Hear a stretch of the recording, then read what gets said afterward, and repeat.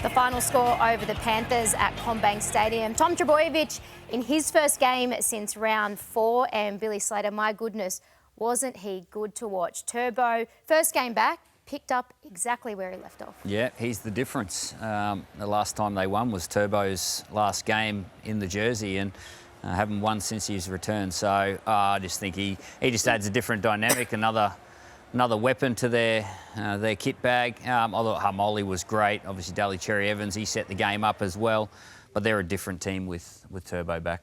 If he's fit and firing, he's got to be the fullback for New South Wales. Yeah, you said that, excuse me, earlier in the season. Do you think with another few weeks under his belt? Without a doubt. If he's fit, I don't think last night he was fully fit. He still looked a bit lame. But if he's fit and firing, he's got to be the New South Wales fullback. They move the ball so well, don't they, Manly? Well, they go through the middle when they have to, but I thought Jake Simpkins showed real speed around the middle. He was fantastic. And that in itself keeps them tight. And then when you got the ball movement like this, who are you throwing to? You throw to Olakau'atu, you got Ruben Garrick leading, and then you got Tom Trbojevic around the back. Like that should take 4 or 5 people to defend, let alone 2. And they've got 4 front rowers out. Jake was out with a concussion. Sipley's out for that hip drop. Paseka, he's gone with that Achilles. And Aloye's not there. So they're doing it with 4 of their starting or top line front row and no Saab.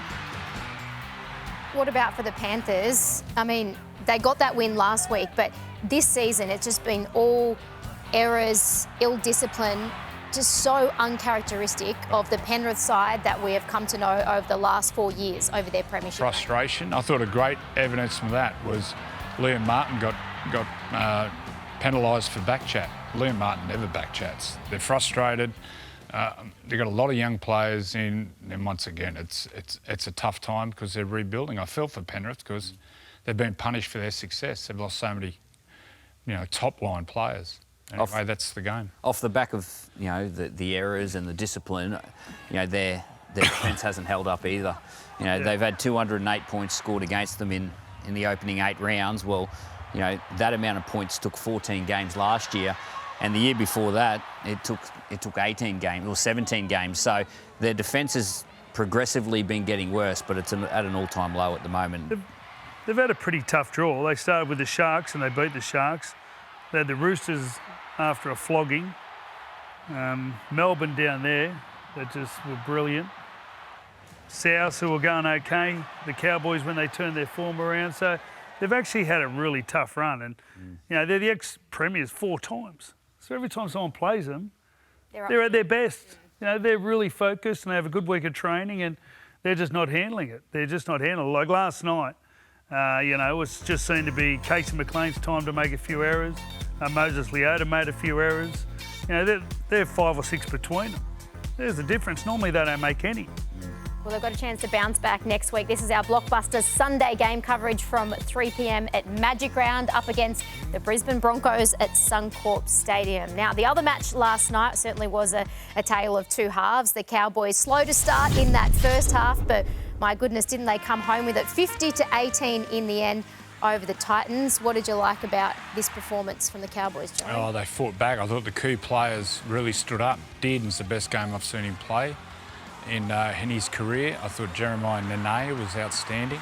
But they got behind. It was a 16-2 at one stage, but they didn't panic. Bill, you must have been happy with Tommy Dearden's game. Yeah, he's the ultimate competitor. I think just the way he managed the game and his execution on the plays, he was always in the game. Can you believe it was, I think it was 18-6, 30 minutes into the game, and the score ends up 50-18. It was so good. Jeremiah Nanai, that was the best game he's played this year and added a real spark. This guy scored 3 tries, Derby. But, yeah, once they got their attack on the Cowboys, they were scintillating. You like Derby, don't you? He's a good player. He's a good player. Good physique. He's big. He's strong. I've watched him play in that New Guinea team now for a couple of years. I just really like the way he goes about playing. There's a couple of things that are really important. The sin binning in this game was important. The Cowboys had someone sin bin. They defended that. There were no tries in that time. While the Titans had 2 people sin bin in that time, there were 3 tries scored. So, if there's going to be sin bins to your team, teams need to start practicing it more and getting some strategies around how to play with 12 players. And although the Cowboys did it really well. Well, the only player facing time is Jamin Jolliffe, so he's facing 2 matches for his one. Everyone else gets off or with either a fine. Yep, Billy? That's 4 in a row for the Cowboys now. They started none and 3, and now they've gone through 4 on the trot with a bye in between, and that was their best performance off the back of a freshen up in the bye. You had a good example of that try of touch footy, looking at Scott Drinkwater the way he just played around in the middle and then just went bang really quickly with the play. You saw that. We're talking about that on Friday with Sandon Smith. Just see those skills through the middle. Well, you look, first one to do it was probably Benji Marshall, transferred the skill. Then Sean was the next one who transferred the movements and philosophies of touch footy into NRL. And there we're seeing it. Sandon Smith the other day was great. And then Drinkwater, that was touch footy like. Kids, get out and play touch footy as much as possible. Well, the trial... Put 50 on them. Well, Newcastle put 50 on them in the last trial, then Broncos destroyed them. But the young players since then have really stood up. Yeah. Players like Blake Stoop, Nafu White, Siwa Wong. And having Billy there, Billy Smith. He's had 2 games. He's played St George and Brisbane, basically. And they won both. He has a lot to do with it. Sandon Smith. Yeah, this game... Traditionally, someone really stands up. It was Sam Walker last year, and now Sandon Smith this year. He was unbelievable. He had 10 minutes in the bin, and he come back and just kicked off where he left. What about him, Teddy? He's a fullback. He's unbelievable. He's the leader. He's the leader. They've had so many young guys stand up. The halfback, Hugo Savala. Isn't he playing well? But their captain, he leads from the front every week, sets the standard. He's a player. Well, he actually captained the Roosters for his 100th game, I think. It was only myself and Friendy who'd done it before. The other one about this game was I was disappointed with the Dragons. I thought the Roosters just ran through them too easily. They just weren't winning any tackles at all. You know, you have the big build-up to this game about, putting your body on the line and working hard. I've got to say, 15 minutes into the game, although the score hadn't got out very far, I was just wondering where the Dragons... where their staunchness was. 70%. There was none. By half-time. Yeah, but that's a lot to do with the Dragons, not just the Roosters. I've loved watching them play the last couple of weeks, the Dragons. So I thought that was a real step back. Yeah, they were a long way off, weren't they? A long way off. Sandon Smith, man of the match. What have you liked about how his game has evolved this year? Well, he's the same as the team. He's grown so much in 8 or 9 rounds. He's always had that talent. We spoke before. He's got a touch football background. It's sharp. He's tough. He's taken the lead role. Hugo Savala, he's got the 7, but he's the dominant playmaker. And he looks like the game has already slowed down for him. He's got the running threat, which every young half should have a real run threat. And it was a 9 out of 10 performance. He was in everything. When he attacks the game, he's got the instinct to go with it. And that's the great thing about his game. That first clip in that package, when he just put a little grubber in behind the line because there was no fullback, he saw it and he played it. He didn't hesitate. He went after his game, and, that's the best I've seen him play in the NRL. They need to put a couple together now. So they've had 3 good wins. They've beat Penrith, Brisbane and the Dragons. So, really stepped up for those games, but been really disappointing in a lot of others. So it's now about those young blokes turning that around into big performance after big performance, better team performances, better discipline. So it's a big test for them. In commentary, the 2 of you were having a discussion about Mark Nwanganita-Wase and whether he's potentially a smoky for Origin if Zach Lomax is still not available. He wouldn't look out of place. And for a winger in Origin, you need to bring the ball back strong. Look how big and athletic he is. Winger or centre? Winger. Only a winger. He needs to remember learn. Madge last year we took Joseph from the left-hand wing and put him at right centre. It's a big difference. Defensively, I think he needs a couple of years of experience, but wing for sure. There's talk of, if Lomax is out, Carraz, Bostock, the Fox, Addo Carr, he wouldn't look out of place. Mate, the bloke who was just shaking hands with, Billy Smith. How good's he going? He looks like he'd step up. He's a tough player. He likes the challenge. He's aggressive. What's he, 25, 26 now? And he's got three knee construction. He's missed so much footy, so that'll extend his career. Could you see him one day playing? Absolutely. No, I think he attacks the game, and that's what you need. You need to not shy away from it, so he attacks it. Awesome player. What a story it would be, Billy Smith, if he did get that rep jersey after the horrible run with injury. I've got no that doubt he he will had. one day. Freddie, you were up there on the sideline in the fourth. No, I wasn't on the sideline. Oh, no, you were in the box, I was that's part right. of the C team. What a privilege to be Yes. part of Fatty the C seat. team. Salty and Cam, Fatty's left, so everyone's fighting to be part of the C team. But it was awesome. The crowd were fantastic. The pre-game ceremony was fantastic. And then I've got to say, the game took 2 minutes till you realise who was going to win. The Dogs dropped the ball on about the third or fourth tackle. And then the Broncos scored a try on their third or fourth tackle. Very uncharacteristic from the Doggies, wasn't it? I mean, not taking anything away from the Broncos, but we haven't seen these kind of errors from the Dogs all year. Well, the Broncos made them pay for their errors. It wasn't just that; it was penalties, errors, and Sin then someone bins. went to the sin bin early. I think Josh Curran, and the Broncos, they just put the foot on the throat and they went after their game. Oh, I thought that guy in the back row, Xavier Willison, was great early. Their halfback was super with his boot. They had a good tactic with that.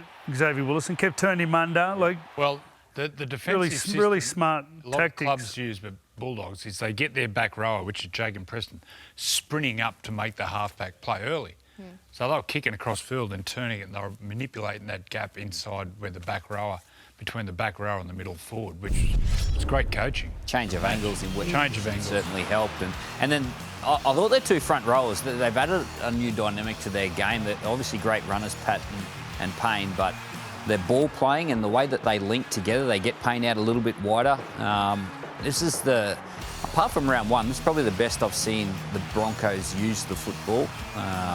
They've worked on a whole heap of other parts of their game, in particular their defence, but they went after their attack. The big part about this game was their effort areas. So I think Adam Reynolds provided the class. You mentioned Payne.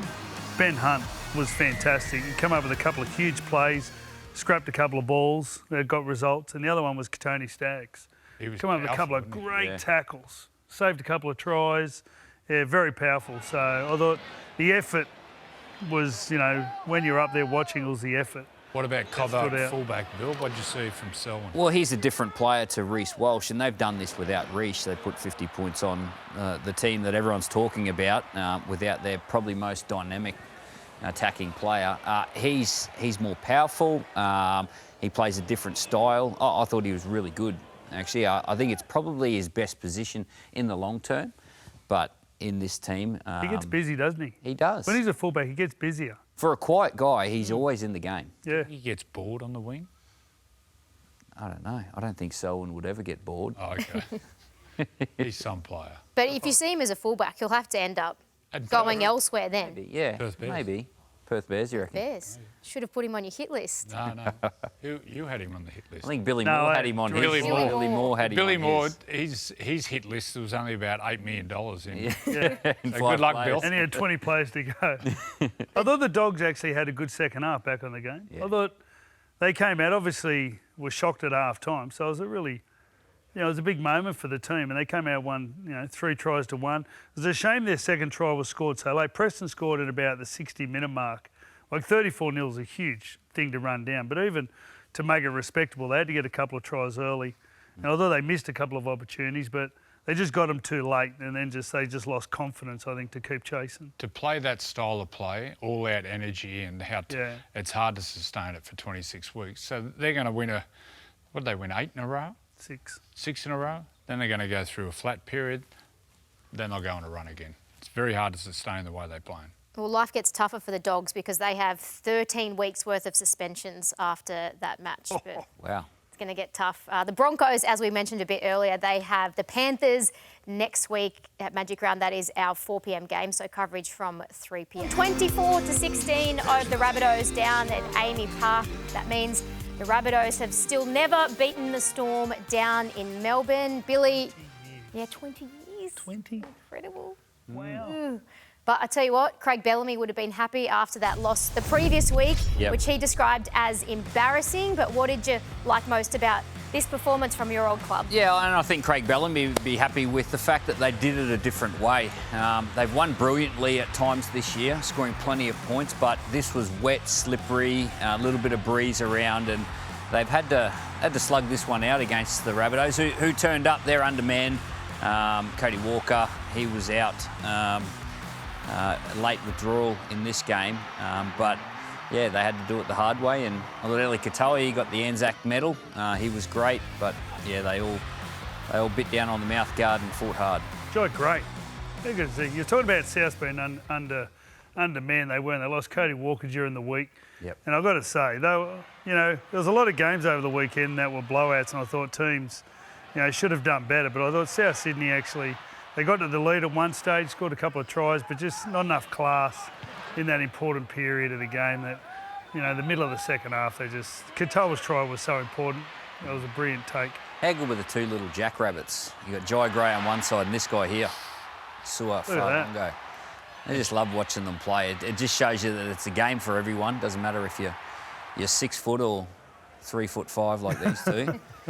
What's Sua's best position, Billy? I think it's fullback. I think his best position's fullback. But Ryan Pappenhausen's at the clubber. I think you find another position for him. He was wonderful on the wing. He copped a high tackle late in the game, so he's going to be missing a game. He failed his HIA. This was to open the scoring. He sets up his fullback there. Latrell actually jumps him. This is actually interesting because this is the exact same situation as what happened later in the game when Latrell got 10 in the bin for a high tackle.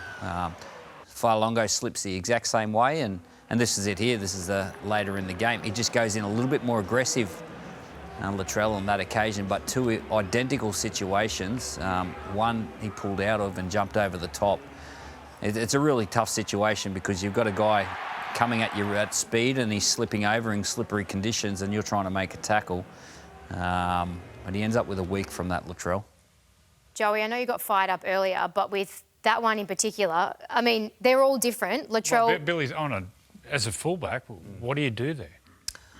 Well, I think Latrell showed that he had different options in the same situation. So was he in the wrong the second time? Yeah. Well, he got a week. I don't think he'll be fighting. You're fine with... I think Billy just explained it perfectly. There was an option there where he slipped over and he jumped over him, but this time he was going in hard and kept going.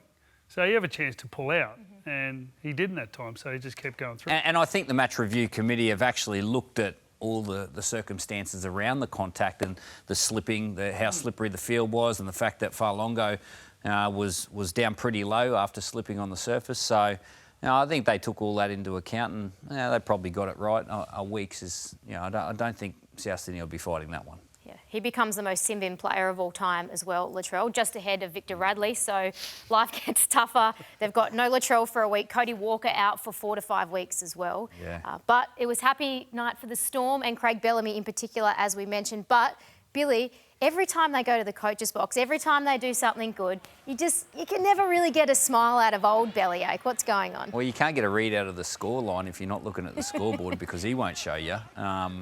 He acts the same no matter what the score is. He just loves his footy and he focuses on the effort areas of the game, the really simple parts of the game. And when his team's not doing that, he gets quite frustrated. The one thing he does do, he composes himself when he goes down and talks to the players, whether it's at halftime or after the game.